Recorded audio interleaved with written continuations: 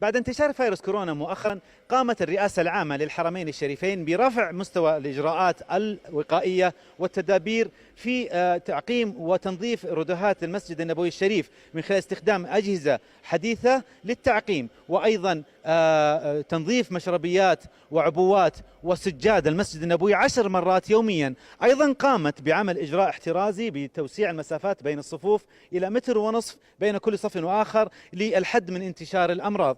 مدير الصحة والبيئة والمختبرات الأستاذ يوسف العوفي في المسجد النبوي الشريف، ما هي آخر تلك الاستعدادات؟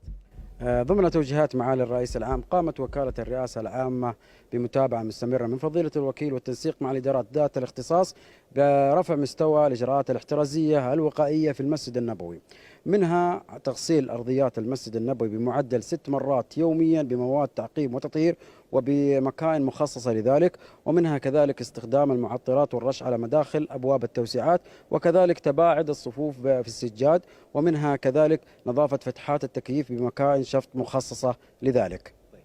إذن هذه الإجراءات تتضمن العديد من المهام التي قامت بها الرئاسة. على سبيل المثال الحصر 3500 موظف في المسجدين الشريفين لتعقيم وتطهير الردهات المسجدين الشريفين. أيضا تشاهدون خلفي الرواق الذي يفصل الروضة الشريفة عن باقي المسجد النبوي الشريف.